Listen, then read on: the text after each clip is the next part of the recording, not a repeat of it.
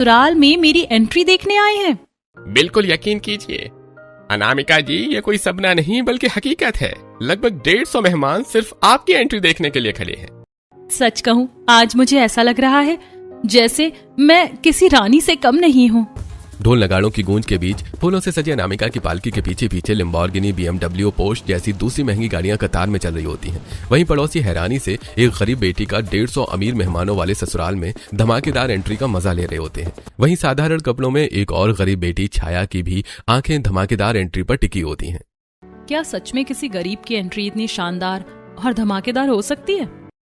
अरे कहीं तो ये तो नहीं सोच रही कि तेरे ससुराल में तेरी भी ऐसे धमाकेदार एंट्री होगी, क्योंकि हर गरीब बेटी की किस्मत अनामिका जैसी नहीं होती। अनामिका ने कलेक्टर बनकर अपना नाम कमाया, तब इतना अमीर परिवार अनामिका को अपनी बहू बनाकर अपनी पब्लिसिटी के लिए धमाकेदार एंट्री करवा रहा है। वैसे ऐसी धमाकेदार एंट्री तेरी भी हो सकती है, पर ऐसा तू सिर्फ सपना देखना। मैं तो कहूंगी सपना भी मत देखना, क्योंकि तेरे माँ बाप इतने गरीब हैं कि किसी गरीब का भी रिश्ता नहीं आएगा तेरे लिए। धमाकेदार एंट्री तो भूल ही जा। और मेहमान, पंडित जी के तो पैसे जुटेंगे नहीं, मेहमान कहाँ से आएंगे? छाया अपनी पड़ोसनों की बातों से अपनी हकीकत का सामना करती है और सड़क किनारे बनी अपनी छोटी सी झोपड़ी में चली आती है। झोपड़ी की हालत कभी टूटी फूटी है, जिसमें एक टूटी चारपाई पर सालों से बीमार छाया के माता पिता यानी राधिका और राजू बैठे होते हैं। वाह, क्या एंट्री थी। रात में पूरी सड़क जगमगा उठी थी। यहाँ बैठे बैठे हमें सब दिख रहा था। भगवान, तुझसे एक ही प्रार्थना है, हमारी गरीब बेटी की भी अमीर से अमीर मेहमान के बीच ऐसी ही धमाकेदार एंट्री करवाना उसके ससुराल में। मम्मी पापा, जितने पैसे इस एंट्री में खर्च हुए होंगे उतने पैसे तो हम खुद को बेचकर भी नहीं कमा पाएंगे। बेटी, ससुराल में धमाकेदार एंट्री हर लड़की की चाह होती है, पर तेरी ये चाह सिर्फ हमारी बेटी होने की वजह से पूरी नहीं हो पाएगी, क्योंकि शादी में लड़के वालों को मिला दहेज ही तय करता है कि ससुराल में बहू की एंट्री कैसी होगी। और हम तो तुझे 2 वक्त की रोटी भी नहीं खिला पाते, ऊपर से तू ही हमारे लिए दिन भर मेहनत करती है। ऊपर से जो तूने दिन रात जाकर पढ़ाई करके स्कॉलरशिप हासिल की थी, वो भी तूने हम बीमारों का पेट भरने के लिए खर्च कर दिया। नहीं नहीं मम्मी पापा, आप लोगों ने मेरी बात का गलत मतलब निकाल लिया। मैं भी ना बिना सोचे कुछ भी बोल देती हूँ। अगर मैं आप दोनों की बेटी हूँ तो आइंदा कभी ऐसी शब्द अपनी जुबान से मत निकालिएगा। इतना कहकर छाया अपने माता पिता को गले लगा लेती है। तीनों की आंखें डबडबा उठती हैं और मजबूरियां साफ दिखाई दे रही होती हैं। ऐसी रात बीतती है। सुबह होते ही राजू खांसते हुए उठता है। हल्के बुखार की वजह से शरीर कांप रहा होता है। कांपते हाथों से राजू मोची के औजारों वाला अपना पुराना झोला उठाता है। पापा, आपकी तबीयत बहुत खराब है, आप कहीं नहीं जाएंगे? नहीं बेटी, मुझे जाने दे। मैं नहीं चाहता कि मेरे रहते मेरी जवान बेटी दर दर काम ढूंढते फिरे। हाँ बेटी, और वैसे भी अब तेरी उम्र मायके में रहने की नहीं, अपने ससुराल जाने की है, ना कि घर से बाहर निकल अपने माँ बाप के लिए मजदूरी करने की। ऐसा किसने कहा है कि बेटियां मायके से सिर्फ ससुराल में एंट्री करने के लिए निकलती हैं? कुछ बेटियां अपने माँ बाप के लिए भी घर से बाहर कदम रखती हैं। और अब आप लोग मेरी चिंता छोड़िए, मैंने पहले ही आज का काम ढूंढ रखा है। इतना कहकर छाया राजू से झोला लेकर साइड में रख देती है और घर के बाहर मिट्टी के चूल्हे पर थोड़ी आलू की भुजिया और 2 रोटियां बनाकर अपने माता पिता को खिलाकर दवाई देती है और एक बैंक्वेट हॉल पहुंचती है, जहां शादी के अगले दिन के बहु भोज की तैयारियां चल रही होती हैं। अब आने का टाइम मिला तुम्हें? तुम्हारे साथ की लड़कियां आधे घंटे पहले आ गई हैं। तुम्हें पता भी है आज हमारे 150 मेहमानों का बहु भोज है। माफ कीजिए मालकिन, मम्मी पापा की तबीयत ठीक नहीं थी और उन्हें खाना खिलाकर दवाइयाँ देने में थोड़ी देर हो गई। मैं तुझे तेरे मम्मी पापा को खाना बनाकर खिलाने के पैसे नहीं दे रही हूँ, हमारे 150 मेहमानों को समय पर खाना परोसने के पैसे दे रही हूँ। चल जल्दी काम पर लग, मेहमान आने शुरू हो गए हैं। छाया थाली लेकर दुल्हन अनामिका और उसकी सहेलियों के टेबल पर पहुंचती है। देखो दोस्तों, ये मेरी एंट्री का वीडियो है। पापा जी ने कहा था कि मेरी एंट्री ऐसी होगी कि सालों तक लोग याद रखेंगे। सच में मैंने पहली बार गरीब की बेटी की ऐसी धमाकेदार एंट्री देखी है। छाया खाना परोसते हुए स्क्रीन की तरफ देख रही होती है और छाया एक प्यारा सा सपना देखने लगती है। चारों तरफ सफेद सुनहरे गुब्बारों की सजावट होती है। फूलों के गेट से दुल्हन बनी छाया निकलती है। आसमान से गुलाब की पंखुड़ियां बरसा रहे होते हैं। अरे ये सब मेरी एंट्री के लिए? मैंने कहा था ना मैं आऊंगा। देखो मैं आ गया और ये धमाकेदार एंट्री मैंने सिर्फ तुम्हारे लिए प्लान की है। मैम एक बार इधर देखिए, बहुत बढ़िया। अब एक मुस्कान, शानदार। वाह, ऐसी एंट्री तो मैंने फिल्मों में भी नहीं देखी जैसी एंट्री मेरी बेटी की हो रही है। ऐसा लगता है किसी राजकुमारी का स्वागत हो रहा है। अरे वो कहाँ खो गई? मेरी बहू और उसकी सहेलियों को खाना परोसने आई है या सपने देखने? चल जल्दी जल्दी खाना परोस। जी अभी परोसती हूँ। छाया चुपचाप सिर झुकाकर फिर से थालियां परोसने लगती है। पता नहीं सूरज कहाँ होगा, इतने साल हो गए उससे मिले। छाया अपने आंसू रोकते हुए मेहमानों को खाना परोसती है। ऐसे कुछ दिन बीतते हैं। एक सुबह राधिका खाना बना रही होती है, तभी चूल्हे के जहरीले धुएं से खांसने लगती है। सरकारी नल पर कपड़े धो रही छाया दौड़ते हुए आती है। माँ तुम ठीक हो ना? हाँ बेटी, तू परेशान मत हो। तभी पास की बड़ी बिल्डिंग में रहने वाली अनीता और सुनीता वहां आती हैं। अरे राम राम, ये उम्र तो बेटी की हाथों में बनी शादी की लकीरें जोड़ने की है, पर लगता है इन गरीबों ने ठान लिया कि अपनी बेटी के हाथ से शादी की लकीरें मिटा कर रहेंगे। सोच कह रही हो, दूसरे घरों में इस उम्र की लड़कियां अपने नए घर में खुशियां मना रही और ये। बस कीजिए, मेरे माँ पापा मेरी जिम्मेदारी नहीं, मेरी दुनिया है। उनकी सेवा करना मेरे लिए बोझ नहीं, मेरा सौभाग्य है। लेकिन बेटी, बात तो सच है, तेरी शादी की उम्र होती जा रही है और हमने शादी के लिए 4 चवन्नी नहीं जोड़ी है। बेटी, अब हम नहीं चाहते कि हमारी बेटी पूरी जिंदगी हमारी सेवा करते करते ही बिता दे। अब हम तेरे लिए लड़का ढूंढेंगे। नहीं पापा, ऐसा मत कहिए। मैं आप दोनों को इस हालत में छोड़कर कहीं नहीं जा सकती। पहले आप दोनों ठीक हो जाइए फिर। बेटी, एक दिन हर बेटी को अपना घर बसाना ही पड़ता है और हम बस इतना चाहते हैं कि हमारे जीते जी हम तेरे हाथ पीले होते देख लें। कहीं ऐसा ना हो कि हमारी बीमारी के चलते भगवान का बुलावा आ जाए और हम अपनी सबसे बड़ी जिम्मेदारी छोड़ दें। और बेटी, वो कहते हैं ना, कन्यादान से बड़ा कोई दान नहीं होता। क्या पता इसी दान के पुण्य से हमारे फेफड़ों की बीमारी भी ठीक हो जाए। अपने माँ बाप के आगे छाया कुछ बोल ही नहीं पाती। ऐसे कुछ दिन बीत जाते हैं। एक दिन पंडित दीनदयाल कुछ लड़कों की तस्वीरें लेकर आए होते हैं। अरे राजू जी, रिश्ता बहुत अच्छा है। लड़का मेहनती है, ज्यादा कुछ मांगा भी नहीं है, बस 5 लाख रुपए और एक गाड़ी। 5 लाख रुपए और एक गाड़ी? पंडित जी, मेरी बेटी 500 रुपए कमाने के लिए 2 दिन मेहनत करती है, तब जाकर घर में 2 वक्त की रोटी बनती है। हमें बेटी की शादी करनी है, दूल्हा खरीदना नहीं है। देखिए, आजकल ऐसे ही रिश्ते मिलते हैं। और फिर बेटी की शादी में इतना भी खर्च नहीं किया तो क्या किया? राम राम। पंडित जी तस्वीरें समेटते हैं और चले जाते हैं। लगता है हमारी गरीब बेटी की शादी नहीं हो पाएगी। राजू और राधिका रोने लगते हैं। ऐसी समय बीतता है। दूसरे शहर के सबसे आलीशान और बड़े बंगले के बड़े और महंगी चीज से भरे हॉल में नयनतारा लड़कियों की तस्वीरें लिए अपने छोटे बेटे सूरज के पीछे दौड़ रही होती है। अरे सूरज, रुक तो सही, एक बार फोटो तो देख ले। माँ, मुझे शादी नहीं करनी। अरे नालायक, तेजी उम्र में तो लोगों के 2-2 बच्चे हो जाते थे और तू एक फोटो तक नहीं देख रहा। देख ले छोटे, वरना मम्मी आज पूरा घर सिर पर उठा लेंगी। हाँ देवर जी, एक फोटो देखने में कौन सा पहाड़ टूट जाएगा। चाचू देख लो ना, इतनी जिद मैं दूध पीने में भी नहीं करता जितनी आप मेरे लिए चाची ढूंढने में कर रहे हो। छोटे, जाएगा यहाँ से या नहीं? और माँ, आप ही बच्चे के सामने मेरे भी लड़कियों की फोटो लेकर क्यों घूम रही हो? छोटे, तू अपने कमरे में जा। माया। सूरज की बहन माया पवन को गोद में उठाकर कमरे में लेकर चली जाती है। बेटा, कब तक ऐसे शादी से भागता रहेगा? कभी तो तुझे शादी करनी पड़ेगी। माँ, मैं शादी कर लूंगा, पर पहले छाया को तो मिल जाने दीजिए। बेटा, हम जानते हैं तू छाया से कितना प्यार करता है। हर प्यार मुकम्मल हो ये जरूरी तो नहीं। तो उसे ढूंढने कितनी बार उसे पुराने शहर गया, मिली क्या? नहीं मिली तो क्या हुआ? एक बार फिर जाऊंगा, बार बार जाऊंगा। जब तक सांस चलेगी उसे ढूंढता रहूंगा और शादी करूंगा तो सिर्फ छाया से, वरना कभी नहीं करूंगा। इतना कहकर सूरज अपने कमरे में चला जाता है और एक डायरी से पुरानी बीच से फटी छोटी सी छाया की तस्वीर निकालता है। वहीं दूसरी तरफ छाया भी एक पार्क में बैठी सूरज के बचपन की तस्वीर निहार रही होती है। कहाँ हो छाया? कितने साल हो गए मिले। तुम कहाँ रह गए सूरज? अब तो आ जाओ। अब मम्मी पापा मेरी शादी के लिए लड़का भी ढूंढने लगे हैं। छाया, तुम चिंता मत करना, मैं शादी तुम्ही से करूंगा। मेरा इंतजार करना छाया। दोनों अपनी आंखें बंद कर आंसू रोकने की कोशिश करने लगते हैं। ऐसे समय बीतता है। एक शाम छाया काम करके घर लौटती है। राधिका और राजू जमीन पर पड़े होते हैं। दोनों की सांस फूल रही होती है।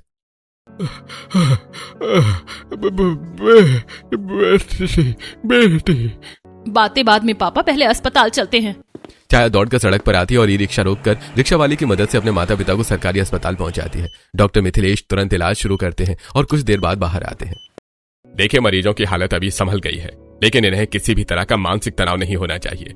अगर इनकी कोई आखिरी इच्छा है तो उसे पूरा करने की कोशिश कीजिए। छाया तुरंत अपने माता पिता के पास पहुंचती है। बेटी, लगता है हमारी अंतिम घड़ी आ गई है। हम मरने से पहले तेरे हाथ पीले होते देखना चाहते हैं। एक लड़के का रिश्ता आया है, वो बिना दहेज शादी के लिए तैयार है। बेटी, उससे मिलकर शादी की बात कर ले। ठीक है मम्मी पापा, आप जैसा कहेंगे वैसा ही होगा। बस आप दोनों जल्दी ठीक हो जाइए। अगले दिन छाया राजू और राधिका के ढूंढे लड़के से मिलने एक पार्क में आती है, जहां सूरज साधारण कपड़ों और गरीब के अंदाज में छाया से मिलने आया होता है। नमस्ते, मेरा नाम विक्रम है। मैं ज्यादा पढ़ा लिखा नहीं हूँ, फूल बेचकर अपना गुजारा करता हूँ। और कुछ पूछना चाहती हो मेरे बारे में या कुछ बताना चाहती हो तो बता सकती हो। हाँ, मैं आपको एक बात बताना चाहती हूँ। बचपन से मुझे एक लड़का बहुत पसंद है। हम दोनों बहुत अच्छे दोस्त थे। फिर एक दिन वो अपने परिवार के साथ कहीं चला गया। उसके बाद कभी नहीं मिला। लेकिन मेरे मम्मी पापा मेरे लिए सबसे पहले हैं। मैं अब उनका इंतजार नहीं बढ़ा सकती, इसीलिए मैं किसी से भी शादी करने को तैयार हूँ। मुझे तुम्हारे अतीत से कोई परेशानी नहीं है, क्योंकि तुम एक सच्ची लड़की हो। मैं तुमसे शादी करने के लिए तैयार हूँ। अजीब लड़का है। इसकी जगह कोई दूसरा लड़का होता तो मुझे ठुकरा देता। अरे अब मैं चलता हूँ, जल्दी अपने परिवार के साथ तुम्हारे घर आऊंगा। इतना कहकर सूरज चला जाता है और छाया अस्पताल पहुंचती है। जी, मेरे मम्मी पापा के इलाज का कितना खर्चा हुआ? देखिए, आपको कोई फीस देने की जरूरत नहीं है। आपके माता पिता का इलाज हमारे अस्पताल के ट्रस्ट की तरफ से स्पॉन्सर्ड किया गया है। सच में? बहुत बहुत धन्यवाद डॉक्टर। ऐसे कुछ दिन बीत जाते हैं। एक रात राधिका की नींद खुलती है और उसकी नजर हाथों में छोटे से सूरज की तस्वीर लिए बैठी छाया पर पड़ती है। क्या हुआ बेटी? पता नहीं माँ, जिंदगी किस मोड़ पर आकर रुक गई है।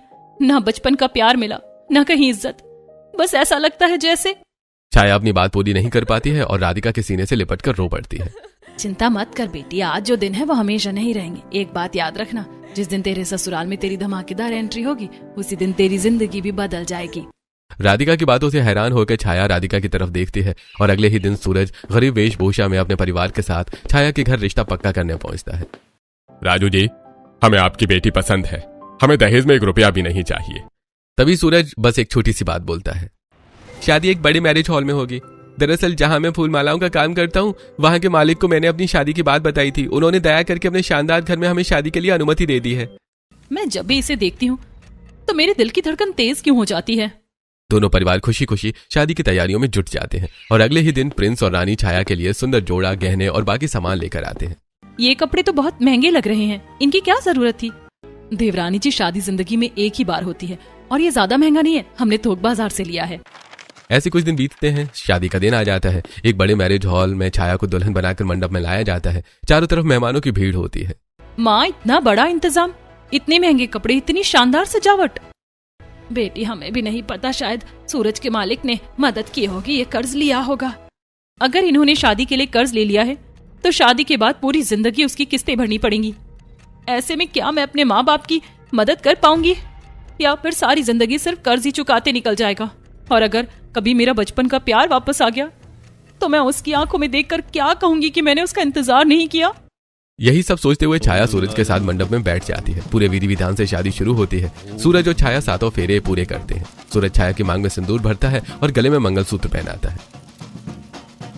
आज से आप दोनों पति पत्नी हैं। भगवान आपके वैवाहिक जीवन को सुखमय बनाए।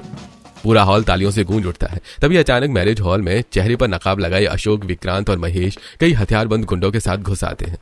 कोई भी अपनी जगह से नहीं हिलेगा। जिसने भी होशियारी दिखाई उसकी लाश यहीं गिरेगी। सब लोग अपने अपने मोबाइल नीचे फेंको जल्दी। तब उस बड़े कमरे की तरफ चलो। गुंडे सभी मेहमानों को धक्का देते हुए बड़े कमरों में बंद करने लगते हैं। हम सिर्फ इस दुल्हन को लेने आए हैं, बाकी लोगों से हमारा कोई लेना देना नहीं है। मुझे क्यों ले जाना चाहते हो? मैंने तुम्हारा क्या बिगाड़ा है? नहीं, मेरी बेटी को छोड़ दो, भगवान के लिए उसे मत ले जाओ। सुन लो तुम सब, मैंने छाया की मांग भरी है। अब ये मेरी पत्नी है। मेरे रहते कोई उसकी तरफ आंख उठाकर भी नहीं देख सकता। 2 गुंडे छाया की तरफ बढ़ते हैं। सूरज गुंडों को जोर से धक्का देता है और छाया का हाथ पकड़कर सर्विस दरवाजे की तरफ दौड़ पड़ता है। ये कहाँ जा रहे हैं हम? सवाल मत पूछो, बस मेरा हाथ मत छोड़ना। दोनों सकरी गैलरी से होते हुए ऊपर जाने वाली सीढ़ियों तक पहुंच जाते हैं। कहाँ गए दोनों? जल्दी ढूंढो। जल्दी, इस पर्दे के पीछे छुप जाओ। सूरज और छाया बड़े पर्दों के पीछे सांस रोककर खड़े हो जाते हैं। तीनों गुंडे दौड़ते हुए आगे निकल जाते हैं और सूरज छाया को लेकर दीवार से सटकर दबे पांव टेरिस पर पहुंचता है और आसपास पड़े भानगढ़ से एक बड़ा सा SOS साइन बनता है। ये आपने क्या किया? मदद मांगी है। अगर किस्मत ने साथ दिया तो कोई ना कोई हमारी पुकार ये जरूर देख लेगा। लेकिन हम अपने परिवार को छोड़कर कैसे जाएं? मम्मी पापा सब लोग नीचे हैं। मैं भी अपने परिवार को अकेला छोड़कर नहीं जाना चाहता, लेकिन पहले हमें यहाँ से निकलना होगा। अगर हम सुरक्षित बाहर पहुंच गए तो पुलिस कमांडोज और पूरी रेस्क्यू टीम को लेकर वापस आएंगे। तभी दूर आसमान से हेलीकॉप्टर की आवाज सुनाई देने लगती है। दोनों ऊपर देखते हैं। हेलीकॉप्टर धीरे धीरे SOS सिग्नल की तरफ बढ़ रहा होता है। तभी दरवाजा जोर से खुलता है। अशोक, विक्रांत, महेश और बाकी गुंडे हथियार लेकर टेरिस पर पहुंचते हैं। बहुत भाग लिए तुम दोनों, अब कोई रास्ता नहीं बचा। वो लोग आगे। मेरे पीछे रहो, जब तक मैं खड़ा हूं कोई तुम्हें छू भी नहीं सकता। हेलीकॉप्टर टेरेस के ऊपर मंडराने लगता है। ऊपर से एक मजबूत सीढ़ी नीचे गिरती है। छाया जल्दी चढ़ो।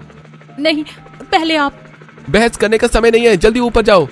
सूरज छाया को सहारा देकर रस्सी की सीढ़ी पर चढ़ा देता है। छाया ऊपर पहुंचती है। उसी समय अशोक तेजी से सूरज की तरफ दौड़ता है। सूरज आखिरी पायदान पकड़कर ऊपर चढ़ जाता है। हेलीकॉप्टर धीरे धीरे ऊपर उठने लगता है और सूरज हेलीकॉप्टर के अंदर चला जाता है। हम सबको छोड़कर आ गए।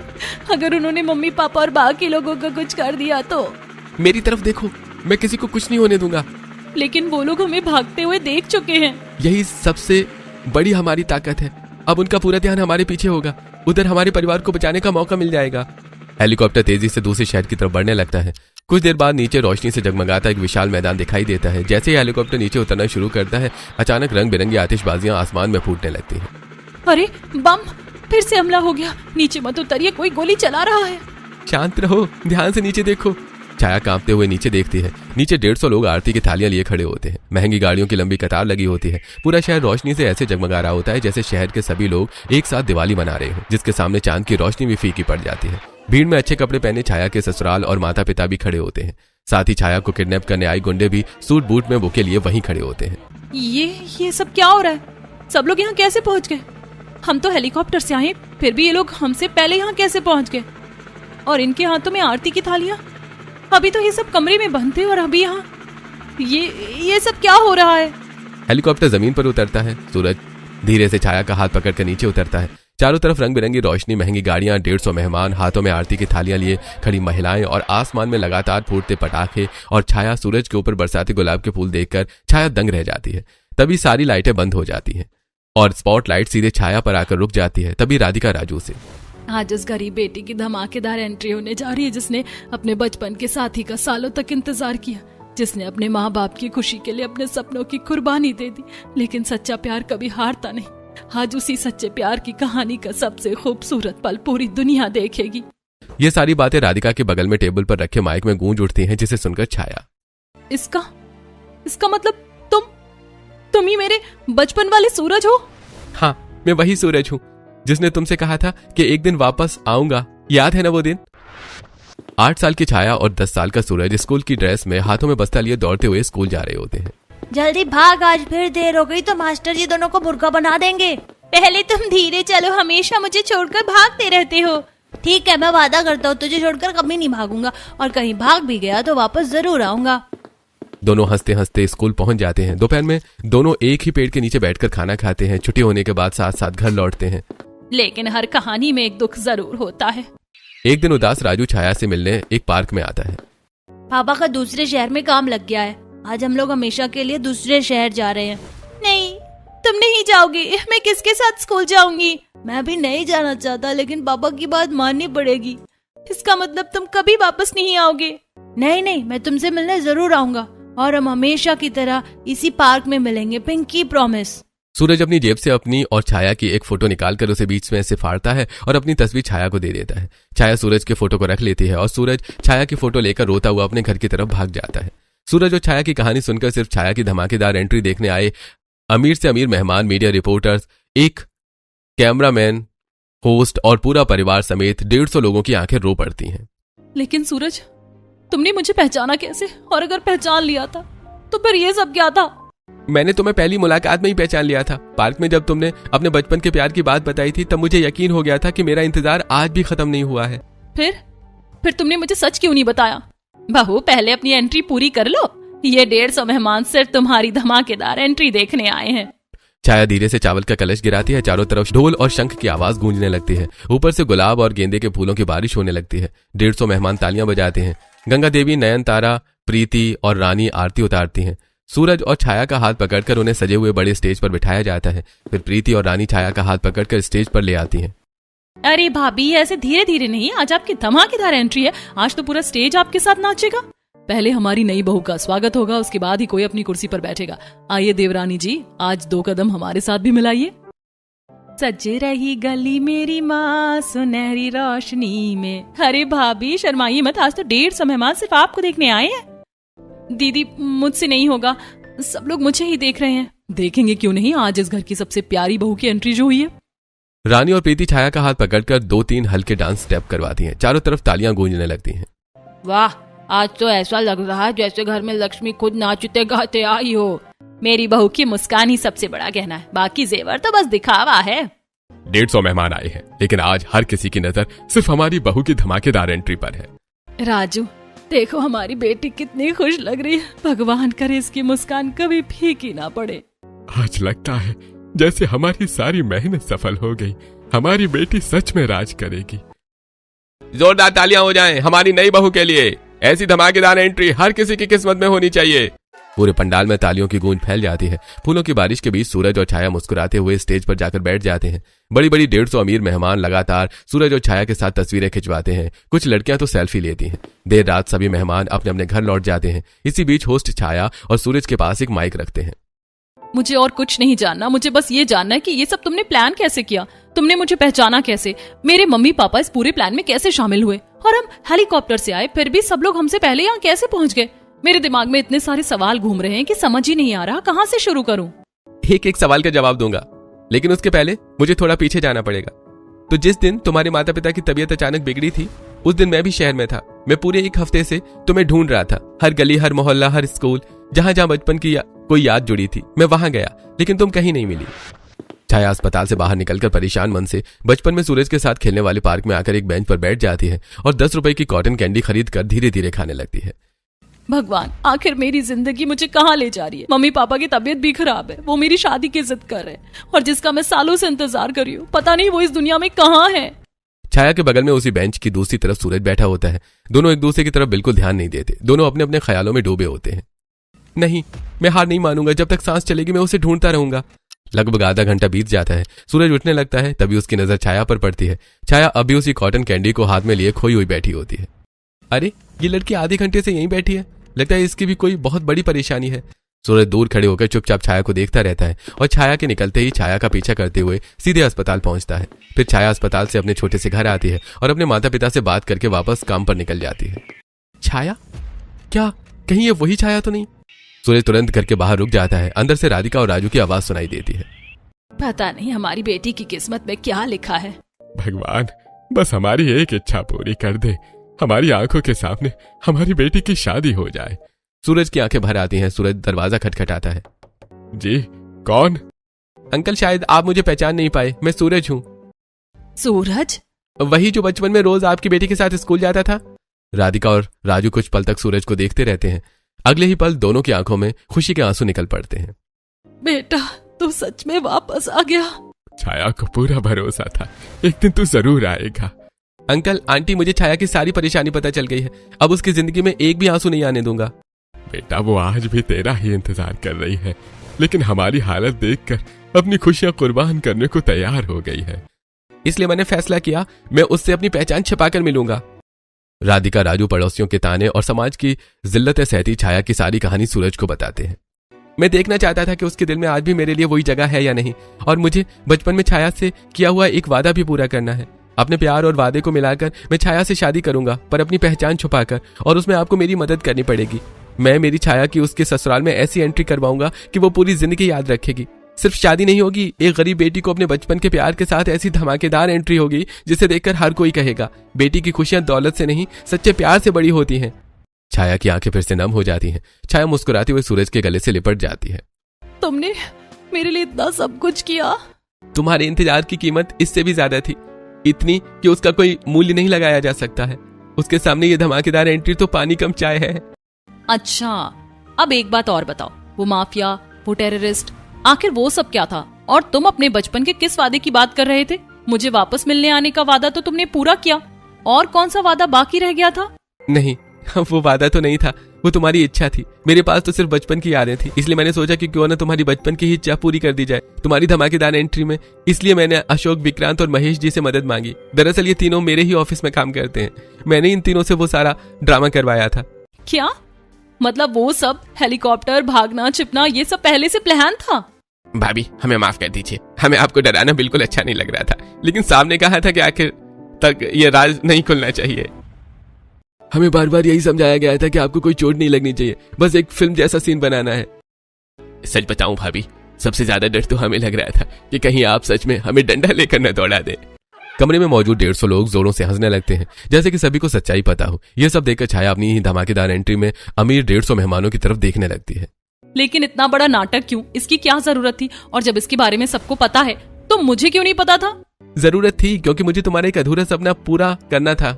याद है बचपन में एक दिन तुमने मुझसे कहा था। 8 साल की छाया और 10 साल का सूरज स्कूल में बैठे क्लासरूम में पढ़ा रही टीचर से छुपकर बातें कर रहे होते हैं। पता है मैं बड़ी होकर कैसी शादी करना चाहती हूँ? कैसी? मैं चाहती हूँ एक दिन कुछ बुरे लोग मुझे घेर लें, फिर एक सुपर हीरो जैसा लड़का आए, सबको हरा दे, मेरा हाथ पकड़े और मुझे अपने साथ अपने घर ले जाए, बिल्कुल कहानी वाली राजकुमारी की तरह। अच्छा, तो फिर मैं ही बनूंगा वो सुपर हीरो। सच? बिल्कुल सच, मैं तुम्हें हमेशा बचाऊंगा। मेरे पास तुम्हारी सिर्फ बचपन की यादें थी। हमारी जवानी तो एक दूसरे के इंतजार में ही बीत गई, इसलिए मैंने सोचा क्यों न तुम्हारी बचपन की वही छोटी सी इच्छा पूरी कर दूं। इसलिए मैंने ये पूरा सीन तैयार किया ताकि तुम्हें सचमुच ऐसा महसूस हो कि तुम्हारा सुपर हीरो तुम्हें बचाकर अपने घर लेकर आया है। तुमने मेरी बचपन की इतनी छोटी सी बात भी याद रखी। जिसे सच्चा प्यार कहते हैं उसमें छोटी बातें भी कभी नहीं भूली जाती। छाया मुस्कुराते हुए सूरज के गले लग जाती है और पूरा परिवार तालियां बजाने लगता है। भगवान हर बेटी को ऐसा जीवन साथी दे जो उसकी कही हुई नहीं बल्कि अनकही बात भी समझ जाए। आज से ये घर सिर्फ हमारी बहू का नहीं, इसके माँ बाप का भी है। नहीं बहन जी, हम आप लोगों पर बोझ नहीं बनना चाहते। कैसी बातें कर रही हैं आप? बेटी जब हमारी हो गई तो बेटी के माँ बाप भी हमारे अपने हुए। ये घर जितना हमारा है उतना ही आपका भी है। हमने कभी नहीं सोचा था हमारी बेटी को इतना बड़ा परिवार मिलेगा। अब कोई कहीं नहीं जाएगा, अब हम सब एक ही परिवार हैं। मम्मी जी बिल्कुल सही कह रही हैं। अब ये घर जितना हमारा है उतना ही आप दोनों का भी है। समय बीतने लगता है। राधिका और राजू भी उसी विशाल घर में परिवार के साथ रहने लगते हैं। पूरे परिवार में फिर कभी अमीरी गरीबी का फर्क नहीं रहता। छाया अपने सास ससुर की सेवा करती है, साथ ही अपने माँ बाप का भी पूरा ध्यान रखती है। गंगा देवी के आशीर्वाद, नयनतारा के स्नेह, प्रीति की शरारतों, रानी के प्यार और सूरज के साथ छाया की जिंदगी खुशियों से भर जाती है। याद रखना, दौलत से बड़ा रिश्ता प्यार का होता है और जिस घर में प्यार बस जाए वही घर सच में स्वर्ग बन जाता है। पूरा परिवार एक साथ खड़ा होकर मुस्कुराता है। सामने सूरज और छाया की वही पुरानी तस्वीर लगी होती है जिसमें छाया की धमाकेदार एंट्री की झलक कैद होती है। 150 मेहमानों की तालियां, फूलों की बारिश और अपने बचपन के प्यार का हाथ थामकर गरीब बेटी जिस दिन इस घर में आई थी उसी दिन उसकी अनमोल मुस्कुराहट उसके ससुराल की दीवारों की सुंदरता बढ़ा रही होती है।